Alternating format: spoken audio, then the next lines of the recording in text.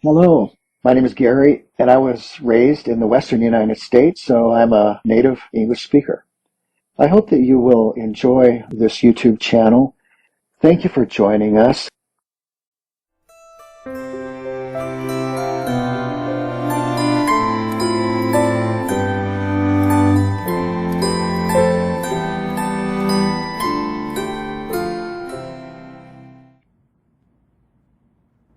Farmer Boy by Laura Elizabeth Ingalls Wilder, 1867 to 1957. Chapter 6, Filling the Ice House. The weather was so cold that the snow was like sand underfoot. A little water thrown into the air came down as tiny balls of ice. Even on the south side of the house at noon, the snow did not soften. This was perfect weather for cutting ice, because when the blocks were lifted from the pond, no water would drip. It would instantly freeze. The sun was rising, and all the eastern slopes of the snowdrifts were rosy in its light. When Almanzo snuggled under the fur robes between Father and Royal in the big bobsled, and they set out to the pond on Trout River, the horses trotted briskly, shaking jingles from their bells. Their breaths steamed from their nostrils, and the bobsled's runners squeaked on the hard snow.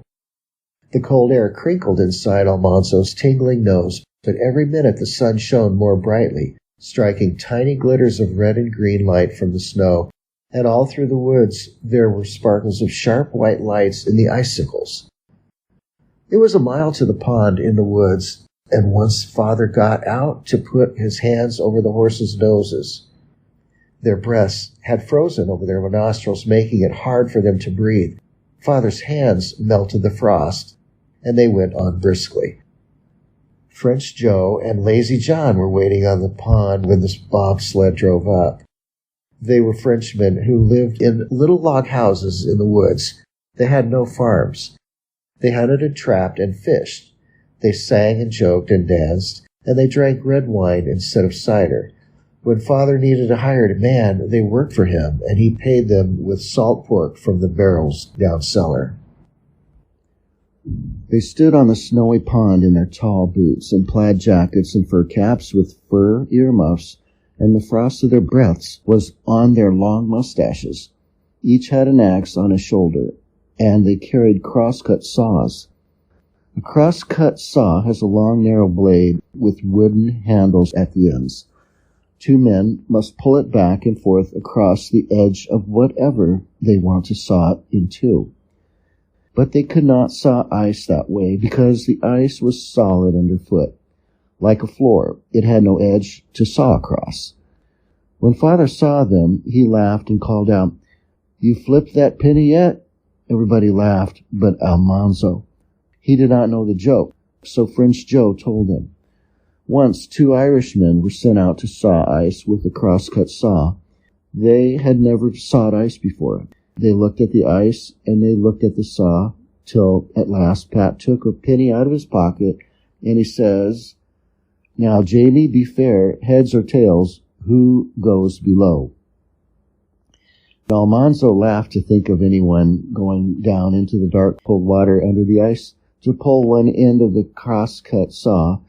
It was funny that there were people who didn't know how to saw ice. He trudged with the others across the ice to the middle of the pond. A sharp wind blew there, driving wisps of snow before it. Above the deep water, the ice was smooth and dark, swept almost bare of snow. Almanzo watched while Joe and John chopped a big 3-cornered hole in it. They lifted out the broken pieces of ice and carried them away, leaving the hole full of open water. "She's about 20 inches thick," Lazy John said. "Then saw the ice 20 inches, said Father. Lazy John and French Joe knelt at the edge of the hole. They lowered their cross-cut saws into the water and began to saw. Nobody pulled the ends of the saws underwater. Side by side, they sawed 2 straight cracks through the ice, 20 inches apart and 20 feet long. Then, with the axe, John broke the ice across, and a slab 20 inches wide, 20 inches thick, and 20 feet long rose a little and floated free. With a pole, John pushed the slab toward the 3-cornered hole. and as the end was thrust out, crackling the thin ice, freezing on the water, Joe sawed off 20-inch lengths of it. Father picked up the cubes with the big iron ice tongs and loaded them on the bobsled. Almanzo ran to the edge of the hole, watching the saw. Suddenly, right on the very edge, he slipped. He felt himself falling headlong into the dark water. His hands couldn't catch hold of anything. He knew he would sink and be drawn under the solid ice. The swift current would pull him under the ice where nobody could find him. He'd drown, held down by the ice in the dark. French Joe grabbed him just in time. He heard a shout and felt a rough hand jerk him by one leg. He felt a terrific crash, and then he was lying on his stomach on the good solid ice. He got up on his feet. Father was coming, running. Father stood over him, big and terrible. "You ought to have the worst whipping of your life," Father said. "Yes, Father," Almanzo whispered. He knew it. He knew he should have been more careful. A boy 9 years old is too big to do foolish things because he doesn't stop to think. Almanzo knew that and felt ashamed. He shrank up small inside his clothes, and his legs shivered, afraid of the whipping. Father's whippings hurt. But he knew he deserved to be whipped. The whip was on the bobsled. "I won't thrash you this time," Father decided. "But see to it you stay away from that edge." "Yes, Father," Almanzo whispered. He went away from the hole and did not go near it again. Father finished loading the bobsled. Then he spread the lap ropes on top of the ice, and Almanzo rode on them with Father and Royal back to the ice house near the barns. The ice house was built of boards with wide cracks between. It was set high from the ground on wooden blocks and looked like a big cage. Only the floor and roof were solid. On the floor was a huge mound of sawdust, which Father had hauled from the lumber mill. With a shovel, Father spread the sawdust 3 inches thick on the floor. On this, he laid the cubes of ice 3 inches apart. Then he drove back to the pond, and Almanzo went to work with Royal in the ice house. They filled every crack between the cubes with sawdust and tamped it down tightly with sticks. Then they shoveled the whole mound of sawdust on top of the ice in a corner, and where it had been they covered the floor with cubes of ice and packed them in sawdust. Then they covered it all with sawdust 3 inches thick. They worked as fast as they could, but before they finished, Father came up with another load of ice. He laid down another layer of ice cubes 3 inches apart and drove away, leaving them to fill every crevice tightly with sawdust, and spread sawdust over the top and shoveled the rest of the mound of sawdust up again. They worked so hard that the exercise kept them warm, but long before noon Almanzo was hungrier than wolves.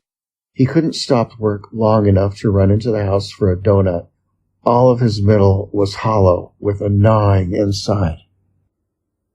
He knelt on the ice, pushing sawdust into the cracks with his mittened hands and pounding it down with a stick as fast as he could, and he asked Royal, "What would you like best to eat?" They talked about spare ribs and turkey with dressing and baked beans and crackling cornbread and other good things. But Almanzo said that what he liked most in the world was fried apples and onions. When at last they went to dinner, there on the table was a big dish of them. Mother knew what he liked best, and she had cooked it for him. Almanzo ate 4 large helpings of apples and onions fried together. He ate roast beef and brown gravy and mashed potatoes and creamed carrots and boiled turnips and countless slices of buttered bread with crab apple jelly. "It takes a great deal to feed a growing boy," Mother said, and he put a thick slice of bird's nest pudding on his bare plate and handed him the pitcher of sweetened cream speckled with nutmeg. Almanzo poured the heavy cream over the apple's nest in the fluffy crust. The syrupy brown juice curled up around the edges of the cream. Almanzo took up his spoon and ate every bit. Then, until chore time, he and Royal worked in the ice house. All next day they worked, and all the next day. Just at dusk on the 3rd day, Father helped them spread the last layer of sawdust over the topmost cubes of ice. in the peak of the ice house roof, and that job was done. Buried in sawdust, the blocks of ice would not melt in the hottest summer weather. One at a time they would be dug out, and Mother would make ice cream and lemonade and cold eggnog.